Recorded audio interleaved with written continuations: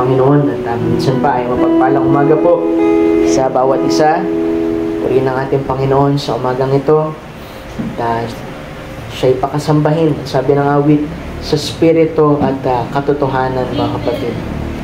Dito po, tayo babasa na ng kasulatan sa aklat po muli, mga kapatid, ng 2 Timothy. 2 Timothy chapter 1 verses 9 to 10, mga kapatid. Amen. Kung nahanap na natin, 2 Timothy chapter 1 verses 9 to 10. Sabi dito, who hath saved us and called us with a holy calling, not according to our works, but according to His own purpose and grace, which was given in us, Christ Jesus, before the world began. So, tandaan niyo, mga kapatid, yung sinasabi ditong before the world began. Diba? But is now made manifest by the appearing of our Savior Jesus Christ, who had abolished death and had brought life and immortality to light through the gospel. Sabi sa Tagalog, na siyang sa atin ay nagligtas at sa atin ay tumawag sa isang banal na pagtawag, hindi ayon sa ating mga gawa, kundi ayon sa kanyang sariling akala. Panukala, ibig sabihin yan, at biyaya na ibinigay sa atin kay Kristo, buhat pa ng panahong walang hanggan. Amen. Ngunit ngayon na inahayag sa pamamagitan ng pagpapakita ng ating tagapagligtas na si Jesucristo, na siyang nag-alis ng kamatayan, nagdala sa liwanag ng buhay at walang pagkasira sa pamamagitan ng Ebanghelyo. Salamat sa ating Panginoon. Isa pang scripture, Galatians chapter 4. Amen. Tama. 4 hanggang chapter 4 verse 4. Amen. Sabi dito, but when the fullness of time has come, God sent forth His Son, made of a woman, made under the law, to redeem them that were under the law, that we might receive the adoption of sons. And because ye are sons, God hath sent forth the Spirit of His Son into your hearts, crying, Abba, Father. 7, wherefore thou art no more a servant, but a son. And if a son, then an heir of God through Christ Jesus, mga kapatid. So, hanggang dito na lamang ang scripture. Ang Panginoon ang patuloy na magpala sa Kanya pong mga salita. Manalangin tayo sumaglit. Dear Lord Jesus, once again, maraming salamat, Panginoon, sa umagang ito. Nakaloob mo po sa amin. Salamat sa napakagandang atmosfera. Bagamat mainit sa labas, Panginoon, mainit din, Lord, sa aming mga puso, Panginoon, ng paghipo mo, Panginoon, sa pamamagitan ng iyong presensya sa mga awit at panalangin. Tunay, O Diyos, na Ikaw ay naririto, Panginoon, na sabi mo sa iyong pangako na 2 man o 3 na nagkakatipon sa iyong pangalan, lagi kang paroroon, Lord, sa kalagitnaan ng mga taong yun, Panginoon. Kaya narito kami, Panginoon, hindi marami ang bilang, but Lord, naniniwala kami na sapat, Panginoon, ang pananampalataya upang hatakin ang presensya mo, Lord, at Ikaw ang siyang tunay na mag-minister sa amin sa umagang ito. Ikaw ang tunay na nakaalam, Panginoon, sa laman ng aming puso, sa aming isip, sa lahat ng aming mga pakikibaka. Kaya bayaan mong buksan lang namin, Lord, ang aming mga puso at pakinig upang Ikaw ay malayang makapangusap sa amin sa umagang ito. Ano man ang teksto, ano man ang mensahe, ano man ang inspirasyon, Lord, Ikaw, Lord, ang siyang magpala sa mga bahaging ito, Panginoon, nang sa ganun ay maging kalakasan at maging pagpapala ito, Panginoon, sa mga tainga ng makikinig, Panginoon, at tatanggap ng iyong mga salita. Dalangin ko na patuloy mo kaming bigyan, Lord, ng kagalakan sa aming kalagitnaan at kalakasan, Panginoon, lalo na, Panginoon, sa pisikal. Bagamat kami mahina, Panginoon, sa aming mga pangangatawan, ngunit ang sabi ng Scripture, kami man ay nauupo sa aming panlabas, ngunit ang panloob naming pagkatawid binabago mo sa araw-araw. Kaya maraming salamat sa biyaya mo na patuloy na sumasalo sa amin, patuloy na humawak sa aming buhay. Patuloy, Lord, na nagbibigay ng kalakasan, bagamat ang aming kalakasan ay may hangganan, Panginoon.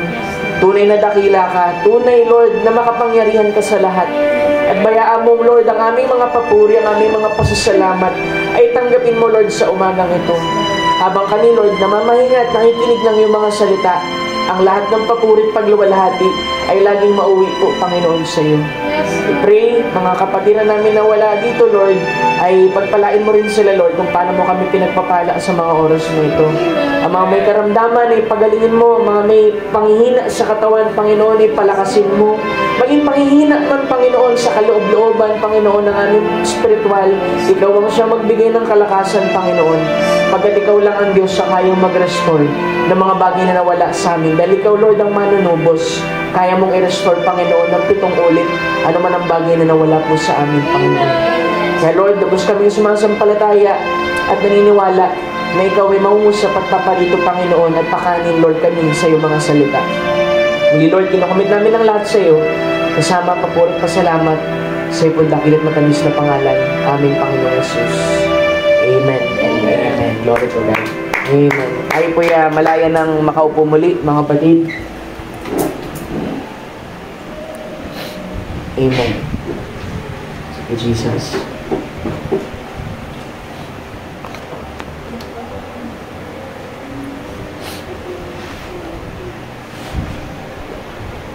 Amen. So sa umagang ito, mga kapatid, nais ko pong mangusap sa mensahe ko, mga kapatid, last Sunday. Amen. Ako ay magpo-part 2 po sa mensahe ng To Realize Who You Are. Amen. To realize who you are, at part 2, mga kapatid, you as a seed of God. Amen. Ikaw bilang binhi ng Diyos. Amen. Dahil lagi nating naririnig, mga kapatid, madalas tayo na tumanggap sa mensaheng ito na tayo binhi sa ating Panginoon. So, minsan tinatanong natin, paano ba talaga nagpasimula, Pastor? Paano ba talaga natin mailalagak na talagang anak ako ng Panginoon? Amen. Alam niyo, mga kapatid, doon sa aklat ni Job, ay binanggit doon yung the sons of God. Amen. Na umaawit, nagsisipaggalak, mga kapatid, at ito'y naroroon na, mga kapatid, before the foundation of the world. Amen. Amen. So, laging babalik, mga kapatid, doon po sa mga bagay na kung tutusin ay wala pong simula. Diba? Pag tayo ay nangusap patungkol, mga kapatid, sa walang hanggan, yan po ay walang simula. Yan ay walang wakas, mga kapatid. Pero dahil ang Diyos ay makapangyarihan sa lahat, mga kapatid, ay may mga bagay siyang ipinahintulot sa buhay po ng tao, at hindi tayo binigyan ng kakayahan na ito'y maunawaan sa paraan ng ating mga pag-iisip, mga kapatid. Kasi kung ito'y maunawaan natin ng ayon sa ating pag-iisip, ay hindi na ito magiging ayon sa pananampalataya. Amen. Kaya sa paanong paraan natin tatanggapin, Pastor, ang mga bagay na tulad na yan na sinasabi mo, ito'y makikita natin, mga kapatid, walang iba kundi sa salita ng ating Panginoon. So last Sunday, mga kapatid, nangusap tayo patungkol sa sons and daughters of God, mga kapatid. Na pag binasa natin yung Galatians, babasahin ko lang muli, mga kapatid, sabi dito, "But when the fullness of time has come, God sent forth His Son, made of a woman, made under the law." So nabanggit ko na yan, kaya pinadaan ng ating Panginoong Jesucristo sa katawan ng babae, mga kapatid, at sa ilalim ng kautusan, upang siya mismo ang gumanap, mga kapatid, ng buong kautusan na hindi kayang ganapin ng tao. Pastor, ano ba yung tinutumbok mo na para matupad ang kautusan? Ang kautusan ay ganito lamang: kung ang tao ay nagkasala, makasalanan, di ba sabi sa Romans 6:23, "For the wages of sin is death." So yun ang nire-require, mga kapatid, ng law, kung bakit ang Panginoong Jesucristo ay bumaba, mga kapatid, at siya'y nagbalot ng laman upang ang katawan na yun, mga kapatid, ay maibayubay sa krus ng Kalbaryo, mailagay yung tibok ng kamatayan at maging ng kasalanan, mga kapatid, upang ito'y wag nang magkaroon pa ng kapangyarihan sa buhay ng tao. Dahil nga, doon nga nagkasala, mga kapatid, sa laman ang tao, doon po sa aklat po ng Genesis, mga kapatid. Sabi dito, 5, "Upang matubos niya ang mga nasa ilalim ng kautusan, upang matanggap natin ang pagkupkop sa mga anak." Yung sinasabing adoption, mga kapatid. Diba? Sabi ko nga, ang adoption sa Israel ay hindi pagkupkop o pagtanggap ng isang anak na hindi niya anak. Diba? Kaya kailangan maging malinaw sa inyo ito. Yung pagkupkop ng Panginoon, mga kapatid, sa atin bilang mga hintil, pero sa pasimula, mga kapatid, ay talagang ikaw ay anak na ng ating Panginoon. Ikaw ay kanyang binhi na. Ang kailangan lang gawin ay yung pagpuposisyon o pagkupkop dahil sa pasimula pa lamang mga kapatid, ikaw ay anak na sa pamamagitan ng ating Panginoong Jesucristo. Diba? Pastor, kung anak na, bakit parang kuminsan meron pang mga sablay? Bakit parang meron pang mga bagay na mali sa buhay mga kapatid? Yan ay kasama mga kapatid doon po sa kiners, mga kapatid sa Genesis. Ito pong laman na ito. Dahil kahit kailan, ang laman mga kapatid, hindi po talaga yan mako-convert. Kaya ang kailangan baguhin ng Diyos mga kapatid ay yung nandun sa kaloob-looban ng tao mga kapatid upang yung nandun sa loob, ito mga kapatid ang magiging mistulang control tower mga kapatid, palabas sa spirito, palabas hanggang dun sa laman mga kapatid. 6. Sabi dito, sapagkat kayo'y mga anak at sinugo ng Diyos ang espiritu ng kanyang anak sa ating mga puso na sumisigaw ay Abba, Ama. Amen. Kaya tayo kumikilala rin sa ating Panginoon dahil tayo'y merong espiritu ng anak. Diba?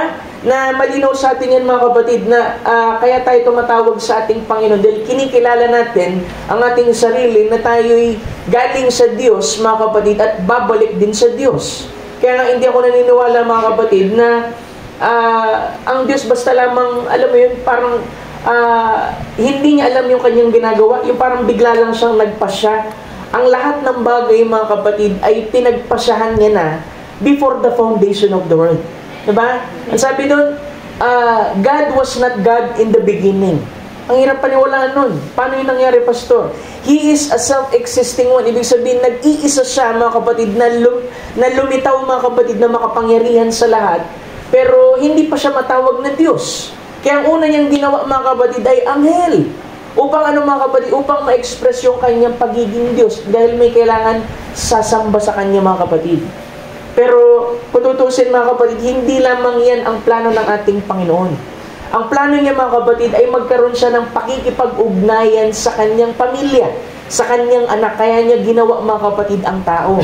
Kaya nga ang unang fellowship mga kapatid nangyari dun sa Garden of Eden, na kung saan pinupunta ng ating Panginoon in the coolness of night mga kapatid, yung pong kanyang nilikha na si Adan at si Eva. So merong meeting place, merong tamang panahon, merong paraan mga kapatid ng pakikipag-ugnayan sa ating Panginoon. At ang sabi dyan mga kapatid ay 7, kung ikaw nga ay anak, ibig sabihin, sabi dun sa 7, ay ano pat hindi ka na alipin. Bakit ba alipin, Pastor? Diba? Sabi ko lang Sunday, alipin dahil nasa ilalim ng kautusan. Pero dahil tayo inalis dun sa kautusan, meron nang namatay para sa atin, meron nang nabayubay sa krus mga kapatid, ay malaya na tayong matawag muli na anak at nakabalik na mga kapatid sa presensya ng ating Panginoon. Amen. Hallelujah. Ang nangyayari lamang kasi mga kapatid ay nalalambungan ng ating mga isip at ang ating mga mata mga kapatid kung sino ba talaga tayo mga kapatid at kung ano ang original na kondisyon talaga natin before the foundation of the world. Kaya nais kong ituro ito mga kapatid upang masigit ninyong makilala ang inyong sarili. Kasi tayo mga kapatid dito na-express mga kapatid sa laman, kaya nagkaroon ng amnesia, pero naririto ang pangangaral ng salita ng ating Panginoon upang ipakilala kayo muli bilang mga anak ng Diyos. Nang sabi nga dun mga kapatid, diba, wala tayong ibang pwedeng tingnan o pagbabasihan o pagbabatayan ng ang ating kalagayan o ating estado maliban dun sa salamin ng salita mga kapatid. Kaya kahit sa pangangaral mga kapatid ay kahit pinaka matigas na pangangaral, bakit nagagawa natin itong tanggapin? Kasi alam natin mga kapatid, yung matigas na pangangaral ay mula yan sa salita ng ating Panginoon. Diba? Ano mang ihain mo, mga kapatid, doon po sa isang tao na napagkikilanlan niya na siya'y bahagi ng salita ng ating Panginoon, hindi niya ito maaaring tanggihan. Ang kaya niyang gawin lang mga kapatid ay magpailalim o mag-submit lamang dito dahil bahagi siya ng ating Panginoon. Mamaya himay natin yung ilang mga scripture. Sabi doon, ay ano pat hindi ka na alipin kundi anak, at kung anak ay tagapagmana nga sa pamamagitan ni Kristo. Diyos yung nakalagay doon sa Tagalog, pero gusto nating tumbukin dahil unang-una ito'y sa pamamagitan ng ating Panginoong Hesukristo. Amen. Diba? Nais kong bumasa na mga kapatid ng ilang mga sipi mga kapatid dito upang dahil maikli lamang yung oras mga kapatid, hindi ko alam kung magpa-part 3 ako dito mga kapatid. Amen. Dito po sa message mga kapatid, amen, Ito po ay tinatranslate ko na mga kapatid para mas mabilis tayo at maunawaan natin ng higit yung pong mensahe mga kapatid. Dito po sa message ng Abraham, paragraph 20. Ito po ay 56-1208, paragraph 20. Sabi dito, kung maalis lamang ang takot sa iglesia at mapagtanto nila ang kanilang tunay na pagkakakilanlan, ang kanilang posisyon sa harap ng Diyos, ang pagpapagaling ay magiging pinakamadaling mensahe na maipangaral o ano pa mang ibang mensahe. Diba sabi doon, kapag ka daw ang tao maalis lamang yung fear, diba sabi doon, fear is the worst thing na mailalagay mga kapatid sa puso ng isang mananampalataya. Amen. Kasi ang pananampalataya, ang fear, pinaparalisan niya yung pananampalataya. Dahil unang-una, ang fear, ang pagkatakot ay katangian ng hindi pagsampalataya. Kasi marinig mo, pag mayroong batang natatakot, di ba yung nanay o kaya yung tatay sabi, huwag ka matakot, nandito ako. At dahil yun ay salita, siya'y anak mga kapatid, maniniwala siya dun sa salita mga kapatid, dahil yun ay tatay niya, nanay niya. At gayon din tayo mga kapatid. Na tunay na kapag napagkilanlan natin mga kapatid na yung fear ay dapat maalis sa puso ng tao. Kasi alam mo ang fear mga kapatid, marami pang attributes yan. Fear, magda-doubt ka, magko-question ka, magse-self-pity ka, magko-compare ka sa iba. Amen? Kung kaya minsan mga kapatid, yung mga pangako ng Diyos, bagamat sinabi tayo hindi na mga alipin, kundi mga anak na, at kung anak ay tagapagmana, hindi makuha yung mana kasi merong hindi pagsampalataya. Merong takot dun sa puso. Kaya sabi niya dito ay, kung aalisin lang yung takot at mapagtatanto nila ang kanilang tunay na pagkakakilanlan. Diba? Sabi ko, yung tunay na pagkakakilanlan natin ay hindi ito. Bagamat ang laman na ito mga kapatid ay kaya nating isubdue. Ibig sabihin, kaya natin itong mapasubmit. Kailangan unahin natin mga kapatid, yun nandun po sa loob. Kaya sabi dito ay, kung magagawa lang alisin yung fear at makilala nila na sila'y anak ng Diyos. Sabi ko nga last Sunday, mas mabilis na tinutugon ng Panginoon ng panalangin ng anak ng Diyos kaysa sa isang anghel. Kasi mayroong mas malalim na ugnayan. Kasi ang anghel mga kapatid, ang designation niya mag-worship lang. Nandun lang sa realm ng worship. Pero ang anak ay nasa realm ng fellowship. Pakikipag-ugnayan sa ating Panginoon. Dahil yun ang nais niya mga kapatid. Amen. Sabi niya dito, kung makilala lang nila ang kanilang posisyon sa harap ng Diyos, ang pagpapagaling ay magiging pinakamadaling mensahe na maipapangaral o ano pa mang mensahe. Ngunit kayo ay natatakot at kayo ay nag-aalala. Diba? Yung spiritual amnesia ay nangyayari dahil dun sa tatlong bagay. Diba? Sobrang pag-aalala, pagkabigla, at pagkaipit sa dalawang opinyon. Yan tatlong yan mga kapatid. At ang sabi ay, hindi ninyo napagtatanto na kayo'y mga anak ng Diyos. Diba galing sa Galatia, binasa natin kanina, you are sons, no longer a slave, mga kapatid. At ngayon ay hindi na tayo magiging. Ang sabi dun ay, tayo ay mga anak ng Diyos, past tense. Hindi sinabi, magiging anak kayo pag dumating na yung appearing ng ating Panginoon. Hindi mga kapatid, kayo yung mga anak na sa pasimula pa lamang. At kaya siya dumating mga kapatid dahil hinahayag niya ang kanyang sarili at binubuksan ng ating mga spiritual na mata at makilala natin yung ating posisyon sa ating Panginoon. Amen. Sabi dito, at hindi tayo uupo sa mga kalangitan sa hinaharap. Ngayon tayo ay nakaupo sa mga kalangitan sa kasalukuyan. Di ba? We are sitting in heavenly places in Christ Jesus. Tayo ay nakaupo na doon. Paano nangyari yun, Pastor? Di ba? Tayo mga kapatid, na-express dito sa laman. Pero sa isip ng Diyos, alam niyo ba ang lahat ng bagay ay tapos na? Na mas mainam mga kapatid yung kanyang kasi ang Diyos, dahil siya'y walang hanggan, hindi siya sakop ng panahon. Siya'y nasa labas ng panahon. Kaya kaya niyang tumanaw mga kapatid ng mula umpisa hanggang dulo dahil siya'y Diyos na walang hanggan. Pero kailangan lang natin daanan, lampasan ang mga bagay na dumarating sa atin mga kapatid. Pero ito'y tapos na sa ating Panginoon. At kung idineklara ng Scripture mga kapatid na ang bawat isa sa atin ay sitting in heavenly places in Christ Jesus mga kapatid, dapat nating sampalatayanan po ito. Dahil kung wala yung pagsampalataya mga kapatid, alam mo, hindi ka rin talaga hindi ka makaka-withdraw. Masabi ko last time, meron dalawang uri ng tao. Isang Pentecostal at isang fundamental. Yung fundamental, alam niya scripture, alam niya lahat, ngunit wala siyang pananampalataya. Samantalang isang Pentecostal, alam niya, puro siya pananampalataya, puro pagluwalhati, pero hindi niya kayang iposisyon sa scripture. Kaya nga mga kapatid, dumating ang mensahero sa age ng Pentecostal mga kapatid, upang yung pananampalataya na meron sa kasalukuyang panahon na yun ay maiposisyon, maibalik sa salita ng ating Panginoon, at ito'y magpuproduce ng isang nobya na alam kung ano ang gagawin sa salita ng ating Panginoon. Amen. Hallelujah!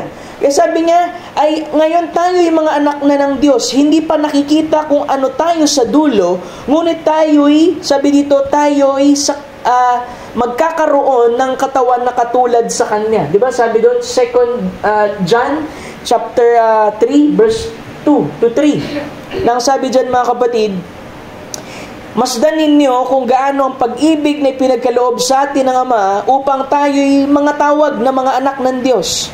At tayo'y gayon nga, dahil dito'y tayo'y nakikilala ng sanlibutan sapagkat dahil dito hindi tayo nakikilala ng sanlibutan sapagkat siya'y hindi nakikilala nito. Kasi kaiba nga tayo mga kapatid. Mga minamahal, ngayon ay anak na tayo ng Diyos. Diba? Hindi yan future. Present yan mga kapatid. At hindi pa nahahayag kung anong magiging tayo.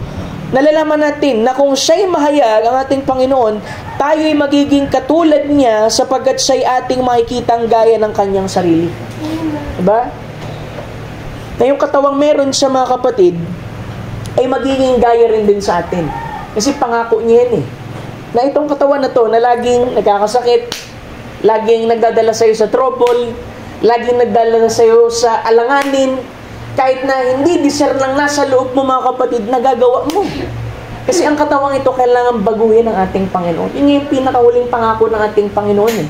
Yung binago yung loob, binago yung spirito at yung body change mga kapatid mangyayari pagka dumating mga kapatid, yung pong tinatawag natin na pagtawag ng ating Panginoon roll call. Di ba sabi ko sa inyo, ang panahon natin mga kapatid ay nasa panahon tayo ng pag-agaw.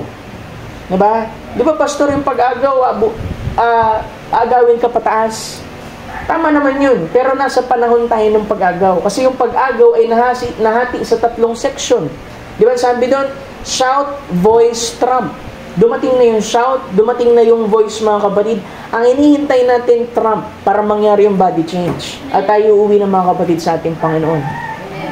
Sa dami mga kapatid ng mga hindi magandang nangyari mga kapatid sa paligid, diba? Napaka-lapit na mga kapatid ng ating katubusan mga kapatid. Dahil ang pinaka-full redemption mga kapatid natin, kasi yun nandun sa Calvary, it is redemption also. Pero yung fullness mga kapatid ng pagpapalit ng katawan, yun po yung tinatawag mga kapatid na full redemption ng bawat mananampalataya sa ating Panginoon. Sabi niya pa dito sa message ng God's Provided Way, Approach to Fellowship, at napaisip ako kung babalik tayo sa simula, lahat ng bagay ay nagsimula sa Genesis. Dahil yun yung tinatawag mga kapatid na seed chapter. At sa Genesis, nalaman natin na nilalang ng Diyos ang tao para sa kanyang pakikipag-ugnayan. So, nilalang niya ang tao sa fellowship. Gustong-gusto ng Diyos na bumababa at makipag-ugnayan sa kanyang mga tao. Ang Diyos, sabi dito sa simula, sabi doon, Genesis 1, si Elohim ay ganap na isa, nag-iisang umiiral at siyang malakas, the strong one. Mga kapatid, at sa kanya ay ang mga katangian upang maging ama. So, ito mga kapatid, siya yung Elohim, self-existing one, hindi pa siya Diyos. Nung ginawa niya yung anghel, naging God siya mga kapatid. Pero meron pa siyang mga katangian sa loob na gusto niyang i-express mga kapatid. Sabi niya dito, katangian upang maging ama, at sa kanya ay katangian upang maging anak. At sa kanya ay ang katangian upang maging tagapagligtas, at sa kanyang katangian upang maging manggagamot. Sa kanya ay ang mga katangian upang maging Diyos. Wala nang iba kundi ang Diyos at Diyos lamang. Diba? Siya lang yun in the beginning. Pero dahil meron siyang gustong i-express, mga kapatid, ay kanyang ipinahintulot po ang mga bagay. Kasi minsan may nagtatanong, ba't kasi may mga hardship, pastor? Baka may dadaanan natin. Sabi niya, ay ngayon, ang katangiang ito ay nasa kanya upang maipakita ang isang bagay. Ano yung isang bagay na dapat ipakita daw? dapat ay sambahin siya. Yun ang pinaka isa sa mga dahilan, mga kapatid, to worship Him, to fellowship, ipakita, mga kapatid, yung kanyang mga katangian. At unang bagay na sila ay maaring mahulog, sabi dito, ang unang bagay na kanyang ginawa ay ang mga anghel, at sinamba niya sila. Hindi sila maaring mahulog, kasi nga anghel yun eh. Pero alam natin, meron ding free moral agent din yun. Kasi diba si Satan, bumaba, kinuha yung 1/3 ng anghel. Diniceive, mga kapatid. Kaya nga, yung mga fallen angel, binaba dito. Diba, sabi nung iba, alam mo, naniniwala kami din sa ano eh. Mga engkanto, mga kapre, mga ano, pero fallen angel din, mga kapatid. Diba? Yun ang tawag ng mga matatanda, pero lahat yan, fallen angel din, mga kapatid. Mga ibinaba dito.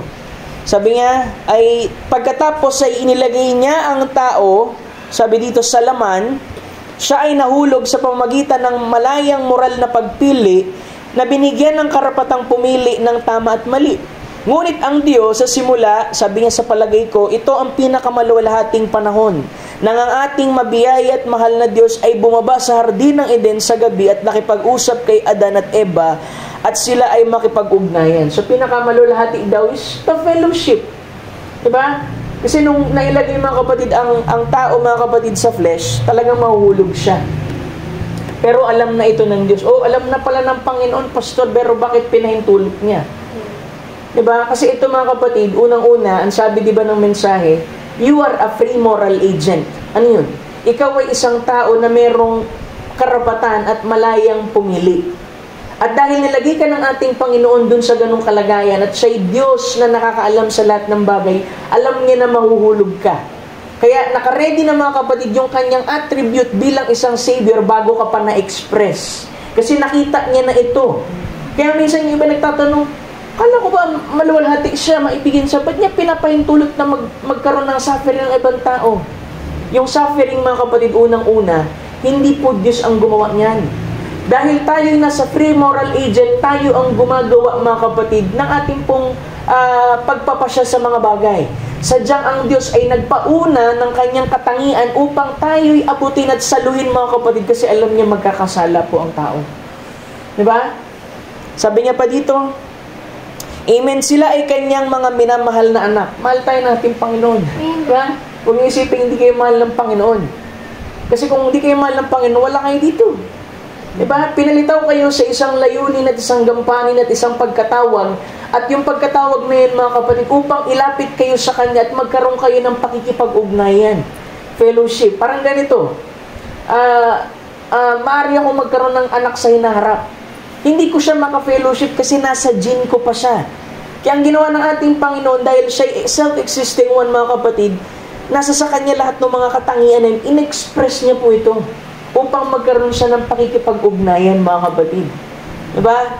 Nasabi niya ay sila ay inilagay sa batayan ng malayang moral na pagpili. Diba? 1 Timothy chapter 2, verse 3-4. Sabi dito, ito'y mabuti at nakalulugod sa paningin ng Diyos na ating tagapagligtas, na siyang may pag-ibig sa lahat ng mga tao'y mga ligtas at mga kaalam ng katotohanan. So ang Diyos, siya'y matuwid. Hindi siya ang naglagay ng tao, mga kapatid, sa impyerno. Ang tao ang naglalagay ng kanyang sarili sa impyerno. Sa paanong paraan, Pastor? Kasi unang-una, ang impyerno, mga kapatid, para talaga yun sa mga fallen angel. Pero dahil ang tao masuwayin, ayaw nilang sundin yung daan na ibinigay ng ating Panginoon, dun sila patungo. Diba? Sabi nga, hindi ang Diyos ang naglagay ng tao sa impyerno. Ang tao ang naglalagay ng kanyang sarili sa impyerno. Kasi meron ng provided way. Pag tinanggan mo yung provided way, mga kapatid, talaga mapapahama ka. For example, tumatakbo ka sa isang, meron kang sasakyan at tumatakbo ka sa isang lugar na hindi mo pa napuntahan. At sinasabi dun, mga kapatid, merong warning dun, mga kapatid, na ang dulo niyan ay bangin. Pero dahil meron kang gustong puntahan, meron kang nasa sa puso mo, meron kang desire, mga kapatid, kahit pa merong warning, mga kapatid, minsan hindi mo pinapansin. At kapag hindi mo pinansin yung warning, mga kapatid, nasa sarili po ng ikaw na daan. Kaya tayo minsan, mga kapatid, aminin natin, kaya tayo napapahama kasi minsan mali tayo ng pagpili. Diba? Kaya nga, nandito ang salita ng ating Panginoon para bigyan tayo ng unawa, bigyan tayo ng karunungan, bigyan tayo mga kapatid ng discernment sa mga bagay. Diba? Nilagay tayo sa malayong pagpili. Pero ang Diyos nag-provide pa rin mga kapatid ng kanyang attribute, yung kanyang salita, upang gabayan tayo mga kapatid at hindi tayo magkamali sa pagpili. Kapag pinili mo nga lang ating Panginoon mga kapatid, hindi ka malalagay sa alanganin.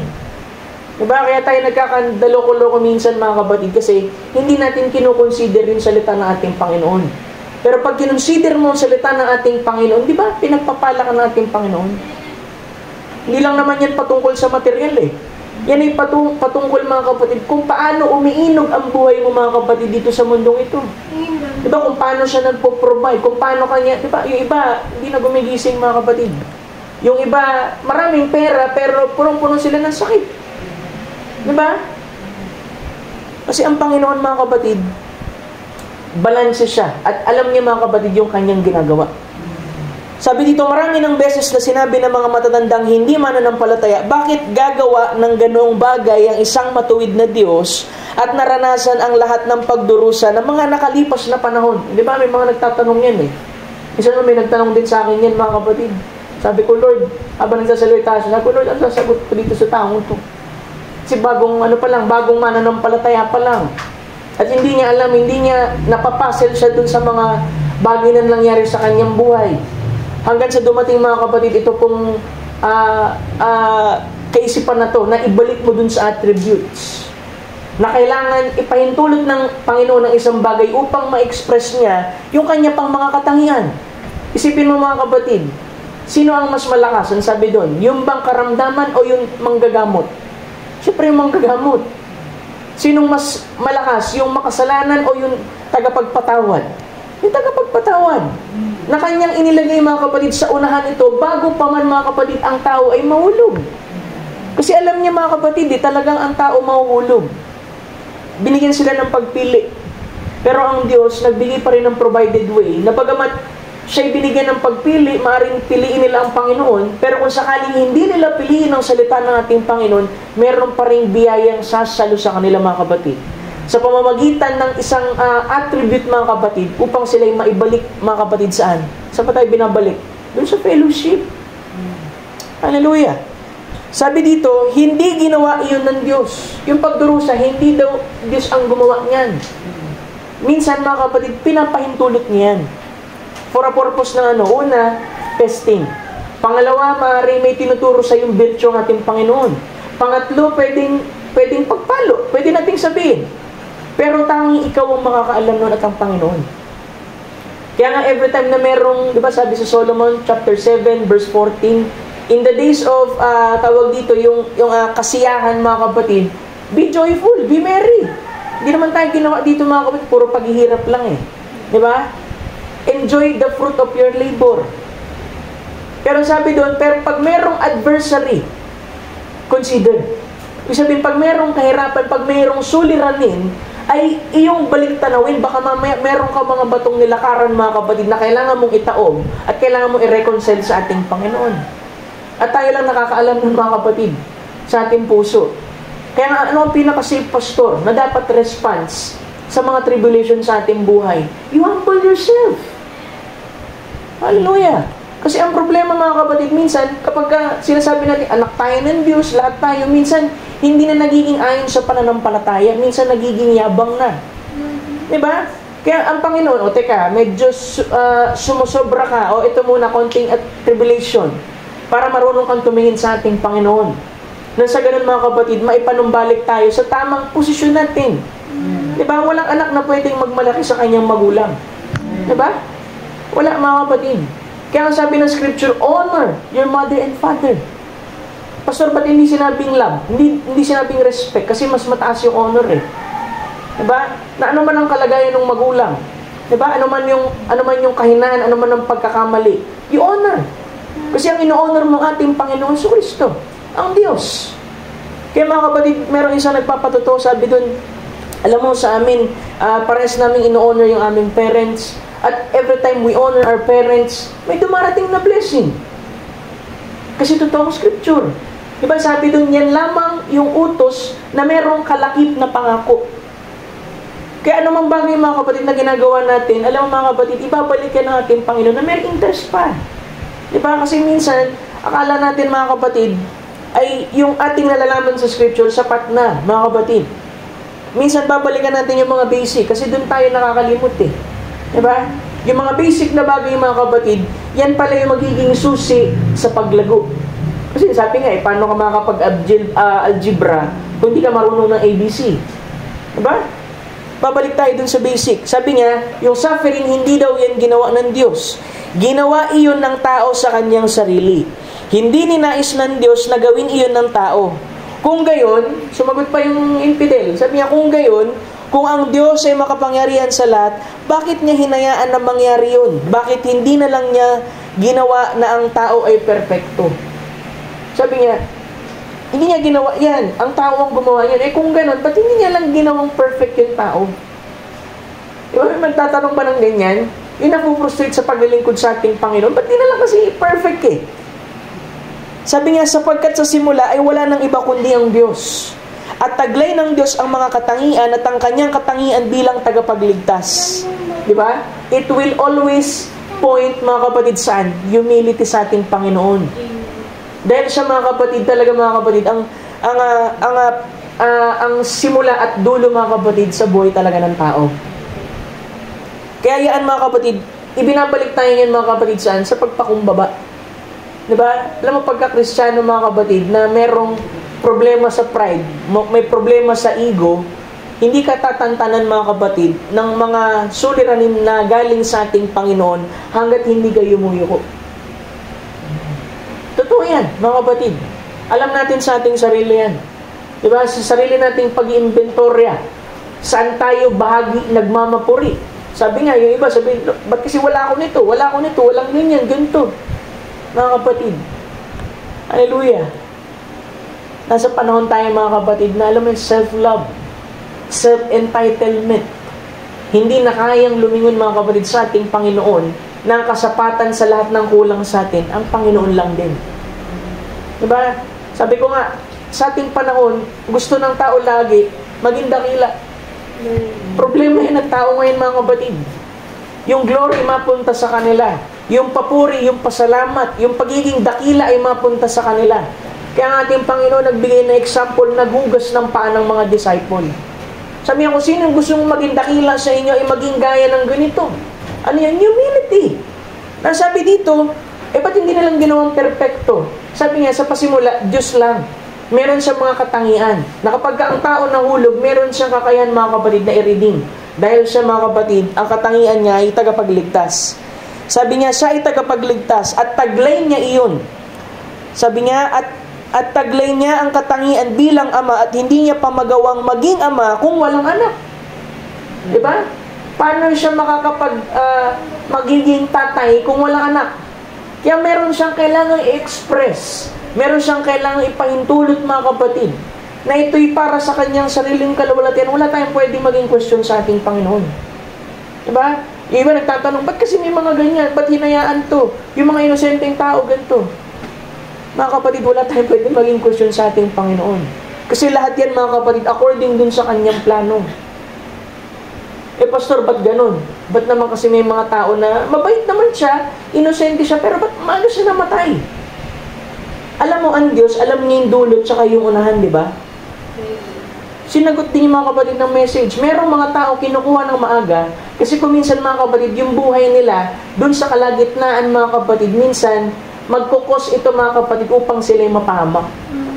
At dahil sila'y binhi ng ating Panginoon, hindi hayaan ng Diyos mga kapatid na mapahamak yung binhing yun.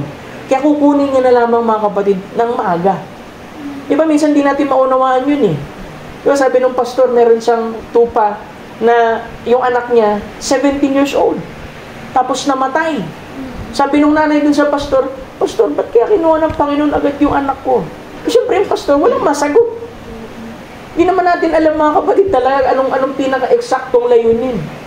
Pero ang mailalagak natin mga kapatid, doon po sa tanong na yan, ang Diyos ay sovereign. Ang Diyos ay makapangyarihan. Alam niya lahat ng bagay. Alam niya ang kanyang ginagawa. Walang bagay, mga kapatid, na labas dun sa kanyang panahon at labas dun sa kanyang saklaw. Na ito'y pinapahintulot niya kasi meron siyang mas mainam, mga kapatid, na plano sa lahat. Amen. Diba? Minsan, yung tanong, minsan pag may nagtanong sa inyo, ba't merong mga namamatay na ito, inosente? Sinagot yan eh. Sa messenger sabi niya, kaya kinuha ng maaga kasi marahil ang buhay nila maaaring magdulot ng kahiyan sa ating Panginoon, magdulot ng anumang kasiraan sa kanila. Kahit nga yung isang anak na nagkakasala, mga kapatid, di ba? Sabi, pagdating dun sa correction ni Pablo dun sa Book of Corinthians, sabi niya, yung katawan na ibigay niyo na kay Satanas upang yung kaluluwa ay maligtas. Kasi anak yun eh. Meron pang message, mga kapatid, na minsan isang preacher, nagpupumilit siya, mga kapatid, na mag-quit. Tapos sasabi niya pa, mga kapatid, may inutusan pa siyang bata. Sabi niya, kuha mo nga ako ng ilang kiss ng beer dun sa kabilang ilog. Sabi nung mananampalataya na bata, kahit anong mangyari, hindi kita kukuhanan. Kasi yung taong yun, mga kapatid, isang preacher na na-frustrate sa kanyang ministry. Yan sabi dun, mga kapatid, kinakausap ni Brother Banam yun, maibalik siya, ma-reconcile. Pero parang nagmamatigas talaga siya. Kaya, mga kapatid, alam mo, kinuha na lang ng ating Panginoon. Pinakita, mga kapatid, kinuha na lang siya kaysa maging ganun yung hantungan niya. Mapunta po sa kawa yung kaluluwa, mga kapatid. Kaya nga, mailalagak natin, mga kapatid, kung binhi ka talaga ng ating Panginoon, mga kapatid, hindi matatapos ang buhay mo sa mundong ito na hindi ka ma-reconcile sa ating Panginoon. Amen. Minsan na naglalayo lang yung ating mga matigas na puso. Diba?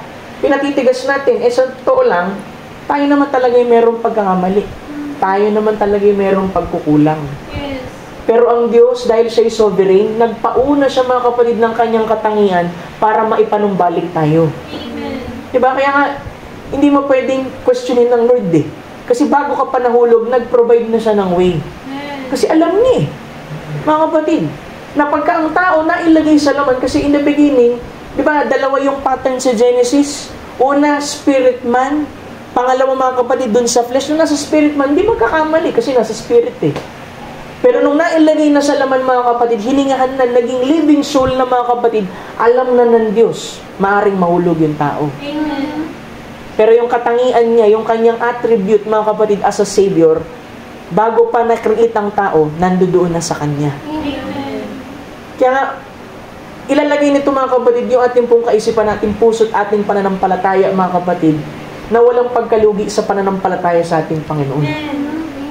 Diba? Dahil ang Diyos, mga kapatid, sa kanyang programa, mga kapatid, ito'y pinapahintulot niya, pero hindi niya pinapahintulot niya na wala siyang daan. Hallelujah. Kaya sabi dito, taglay niya yon at hindi niya kayang maging ama kung walang anak. Taglay niya ang mga katangian bilang manggagamot. Wala pang nawala at wala pang may sakit, kaya nga ang tanging magagawa niya ay likhain ang tao sa batayan ng malayang moral na pagpili na alam niya na gagawin niya iyon. Hindi ginawa iyon ng Diyos sa kanyang sarili, ginawa iyon ng tao sa kanyang sarili. Diba nakita ng Diyos magkakamali eh? Kasi binigyan sila ng pagpili eh. Diba? Parang pwede naman nilang piliin yung daan ng Panginoon eh. Pero alam mo, sabi ko nga, hindi madaling piliin yung daan ng Panginoon eh. Kasi meron kang mga isa-sacrifice. Meron kang mga bagay na bibitawan. Na maging ang sarili mo, sabi nga ng scripture, mga kapatid, di ba, nung sumusunod sila sa ating Panginoon, di ba, deny yourself, take up your cross, and follow me. Ito yung bagay na hindi kayang ibigay, mga kapatid, nung pong rich young ruler. Samantalang naganap niya yung kautusan.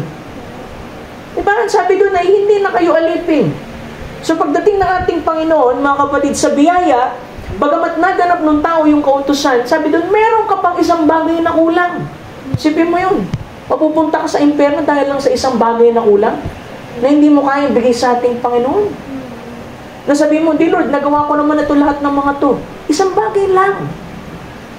Sabi doon, deny yourself. Take up your cross. Talagang may mga cross tayo, mga kapatid. Diba? Minsan gusto nating lampasan.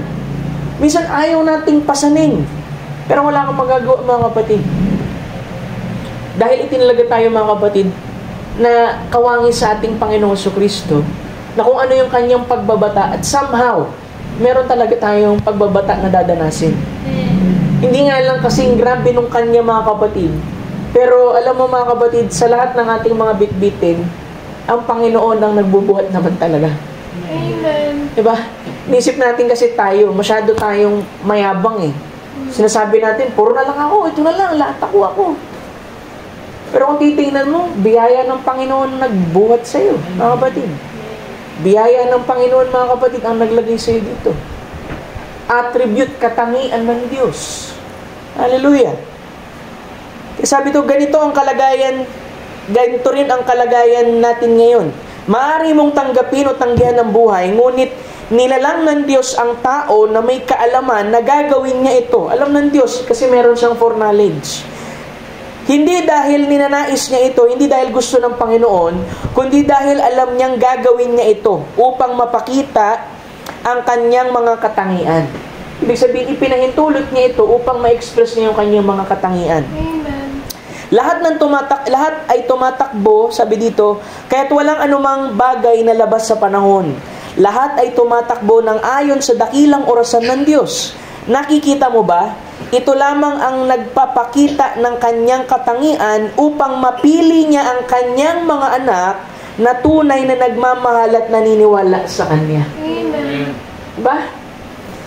Hallelujah, ang bawat tao ay may pantay na karapatan, may pagpili. Pero pinapahintulot niya ito para daw makita niya yung kanyang mga anak na tunay na nagmamahal at naniniwala sa kanya. Diba, parang yung kwento nung, diba, lagi natin naririnig yung isang bata na nandun sa isang aeroplano. Tapos nagkakaroon ng turbulence, mga kapatid. Lahat ng tao doon, mga kapatid, nagsisigawan, naghihiyawan. Pero yung bata, mga kapatid, na nandoon, tahimik lang. Kampante lang. At nilapitan siya ng isang tao, ba't kampante ka? Sabi niya, alam mo kasi yung tatay ko yung piloto. May pagtitiwala, mga kapatid, kasi alam niya, may katangian, mga kapatid, yung kanyang tatay, na kaya, mga kapatid, na ipanatag yung kanyang puso ng lahat ng bagay ay maayos. All things work together for good. Amen. Sabi nga dun ang paglalakip-lakip ng Diyos na mga bagay na sa ikabubuti natin, lalo, mga kapatid, na magnify dun daw sa umiibig sa ating Panginoon. Kaya yung pag-ibig na pinapakita niyo sa ating Panginoon, mga kapatid, hindi yan nawawalang kabuluhan. Sabi din ang lahat ng bagay ay paglalakip-lakipin ng Diyos na gumagawa para sa ikabubuti, lahat ba ng tao? Sabi doon sa mga nagsisiibig sa Kanya. Kasi kung iniibig mo ng ating Panginoon, kahit pa merong magagaspang na daan, kahit merong mga baku-baku, kahit merong mga sirkumstansyang hindi maganda, litaw na litaw, mga kapatid, sa iyo ang scripture ng lahat paglalakip-lakipin ng ating Panginoon. Amen. Kasi siya, mga kapatid, ay Diyos na makapangyarihan, sovereign, na merong mga attributes. Hallelujah. Sabi niya pa sa message ng Invisible Union of the Bride, ngayon, tandaan ninyo, bueno, naniniwala kami rito, ngunit hindi kami naniniwala roon. Hindi pwedeng ganun.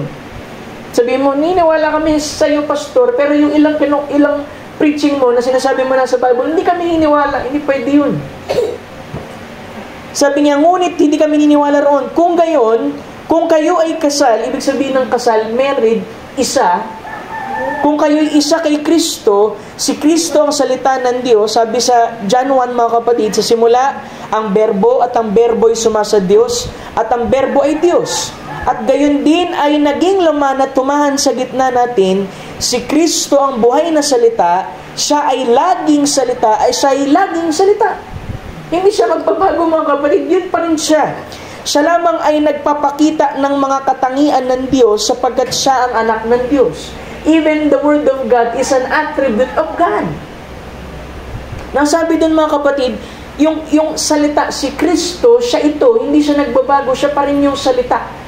Na siya lamang ay nagpapakita ng katangian ng Diyos. Kaya nga, ang ating Panginoon, nung nandito siya sa laman, mas lalong na-express o na-magnify ang mga attributes ng ating Panginoon. Kasi dun sa Old Testament, napaka-limited lang, mga kapatid, ng mga taong pinagaling. Diba? Napaka-bilang lang Pero nang dumating ang ating Panginoon Jesucristo, nag-ministry siya for 3.5 years, mga kapatid, ang daming pinagaling. Bakit? Kasi gusto niya i-express yung kanyang attributes bilang manggagamot. Amen. Hallelujah. Kaya sabi, mga kapatid, Proverbs chapter 8 verse 22. Babaybay tayo ng konti, mga kapatid. Proverbs chapter 8 verse 22. para makita ninyo mga kapatid yung inyo pong pasimula. Kawikaan, Proverbs chapter 8, verse 22 to 31, sabi dito, "The Lord possessed me in the beginning of His way before His works of old." Diba? "The Lord possessed me in the beginning of His way before His work of old." Ako'y inari ng Diyos sa pasimula ng kanyang lakad bago pa pinasimula ng kanyang mga gawa ng una. O di tama ang scripture. Nang sabi ay, you are there before the foundation of the world. Bago pa mailagay yung patibayan ng sanlibutan, nandun ka na sa isip ng Panginoon. Ang sabi, ako'y nalagay mula noong araw na na walang pasimula bago pa nalikha ang lupa. Hallelujah. 24. Ako'y nailabas nang wala pang mga kalaliman, nang wala pang mga bukal at sagana na tubig. Proverbs to mga kapatid, pero ipinapakita yung ating posisyon mga kapatid. 25. Bago pa ang mga bundok ay nailagay, bago pa man ang burol ay nailabas, samantalang hindi pa niya nililikha ang lupa, ni ang mga parangman, ni ang mga pasimula man ng alabok ng sanlibutan, nang kanyang itatag ang langit, nandoon ako. Amen. Hallelujah. Nang siya'y maglagay ng balantok sa balat ng kalaliman, ng kanyang pagtibayan ng langit sa itaas at maging matibay ang mga bukal ng kalaliman, nang bigyan niya ng dagat ng kanyang hangganan, upang huwag salangsangin ng tubig ang kanyang utos, nang kanyang iayos ang patibayan ng lupa. 30. Nasa siping niya ako na gaya ng matalinong manggagawa, at ako'y kanyang ligaya sa araw-araw at nagagalak na lagi sa harap niya. Amen. Tingnan mo yung inspiration. Diba? Sabihan na nagagalak sa kanyang tinatahanang lupa at ang aking kaaliwan ay sa mga anak ng mga tao. Nandoon na. Bago pa man maitatag ang sanlibutan, kailangan ka lang i-express. Pastor, ba't kailangan ako i-express? Balik tayo dun sa purpose, fellowship. At pagka mayroong fellowship, i-express nyo pa yung ilang pang attributes mga kapatid. Diba? Para makita mo yung kanyang kadakilaan, upang maibalik mo sa kanya yung isang matamis na panambahan, upang makita mo kung gaano siya maluwalhati. Amen. At kung gaano mga kapatid yung pagpili ng Panginoon sa iyo. Diba? Minsan nakakalimutan natin yan. Sobrang tagal ng pinipreach. Parang gasgas na sa atin. Oh, pinili. Pero nga, pastor, pinili. Pero parang yung buhay ko parang hindi pang pinili. Kasi nga, kailangan tanggalin ng Diyos yung lambong dun sa mata mo upang makilala mo ang iyong sarili. Amen. At ang tanging paraan para makilala mo ang sarili mo ay sa pamamagitan lamang ng kanyang salita. Dahil ang kanyang pinakasalita ay katangian din mismo ng ating Panginoon. Di ba sabi, ang salita, mga kapatid, is a word is a thought expressed. So, nanggaling muna yun sa ating Panginoon. Kaya nga lahat ng na-express dito, mga kapatid, nagaling sa ating Panginoon, mga kapatid, binhi ng Panginoon. Kaya nga ang tawag sa atin, binhi ng Panginoon. Di ba Matthew chapter 13? Pagdating naman sa Luke 8:11, mga kapatid, tinawag din na binhi yung salita ng ating Panginoon. Amen. Tuloy natin. At dito, sabi niya, at gayon din kayo na mga anak na lalaki at anak na babae ng Diyos, bago pa man magkaroon ng buwan, mga bituin o isang molekula. Kinote niya yung Job, chapter 38, yung kaninang sinabi ko. Kayo'y mga anak na lalaki at anak na babae ng Diyos, sapagkat kayo lamang ang pisikal na pagpapakita ng katangian ng nasa Diyos sa simula. Diba? Kaya kung kayo'y mga anak, ay kayo expression lamang nung pisikal, mga kapatid, na katangian ng Diyos. Kaya nga kung sasabi natin, binhi tayo ng Diyos, dapat yung katangian na express mo, mga kapatid, dapat ayon sa salita ng ating Panginoon. Kasi lahat, mga kapatid, nang nandito sa Scripture, galing yan sa ating Panginoon. Sabi niya, sapagkat may isang anyo lamang ng buhay na walang hanggan, at iyon kayo noon pa man, wala kayong nalalaman tungkol dito, ni hindi nyo alam noong kayo'y nasa inyong makalupang ama. Ngunit kayo'y ipinakita sa kanyang larawan, at sa larawan ng Diyos kayo ginawa. Di ba sabi dun sa Genesis chapter 1 verse 27, in the image of God, dun tayo ginawa. Ganito yan, mga kapatid. Pagka ang isang tao, mga kapatid, dalawang mag-asawa nagkaroon ng anak, hindi ba't kamukha niya yung magulang niya? Kasi katangian siya eh. galing siya din sa pinaka-gene. Kaya ang i-express niya mga kapatid, minsan may nagtatalo mag-asawa, di ba? Yung bata, mga kapatid, ang galing sa math. Sasabihin ng tatay, tamo, galing kasi sa akin yan eh. Sa akin nagmana yun, magaling sa math. Pero pag pasaway, sabihin, nagmana kasi sa yun eh. Di ba? Ibinabalik dun sa katangian. Kaya kung tayo'y galing sa Diyos, mga kapatid, katangian din ng Diyos yung i-express natin, mga kapatid. Kaya nga mahalaga yung pangangaral. Ano yung pangangaral, pastor? Para tanggalin yung lambong sa inyong mga mata, makilala niyo yung sarili sa ating Panginoon, lumakad kayo ng ayon sa Kanyang kalooban at sa Kanyang salita. Kasi kung sa ating sariling lakad lang, mga kapatid, at kung magbe-base tayo dito sa flesh, marami tayong magagawang hindi tama sa ating Panginoon. Amen. Kaya nga tayo binabalik sa salita, binabalik dun sa fellowship, mga kapatid.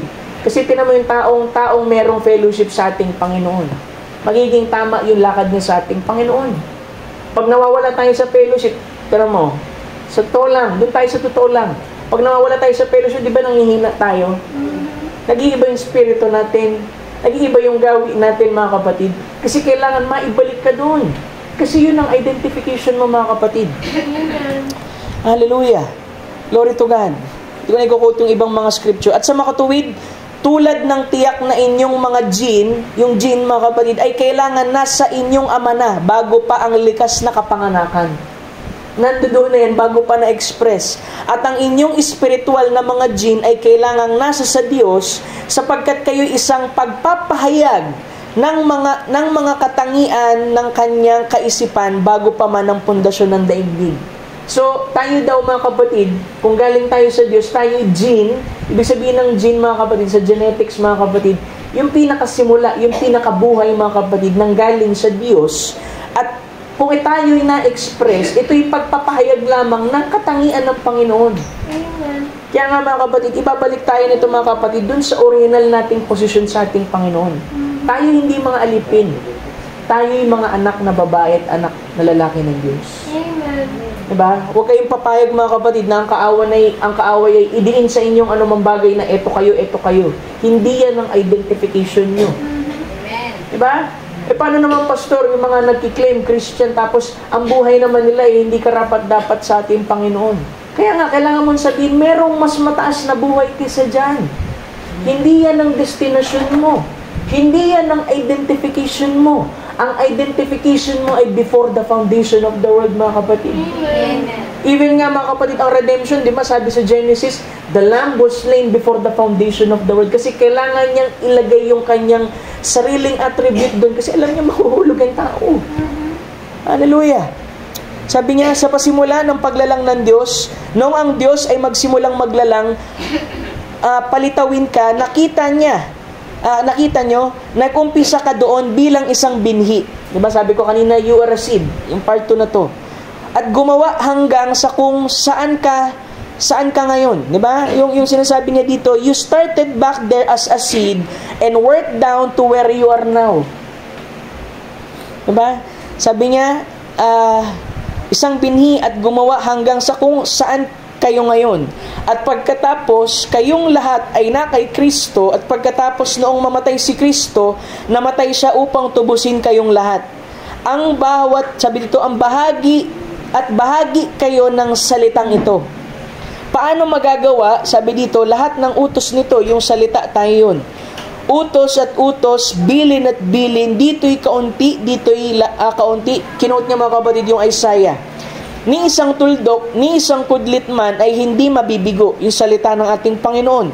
Papaano nga magagawa mo bilang bahagi ng salita na yon na di sumang-ayon sa lahat ng iba pa dito o sa anumang bahagi nito? Kaya nga dyan mo masusubok eh. Sabi ko nung minsan, paano mo masusubok isang tao kung talagang tinanggap niya ating Panginoong Jesucristo? Pag tinanggap niya, katabi niya si Lord. O kaya may nakalagay dito, Jesus. Hindi, mga kapatid. Makikita mo lang na kung tunay niyang tinanggap ang ating Panginoon, wala siyang itatapong scripture. Lahat ng salita, mga kapatid, ay i-aamin niya, mga kapatid, pagkat siya'y bahagi ng salita. Parang ganito, ako ito, tapos sabihin ng siyensya na wala akong kamay. Pero alam ko sa sarili ko, meron akong kamay, hindi ko maitatanggi, kasi bahagi ko ito. Ganon din sa ating Panginoon.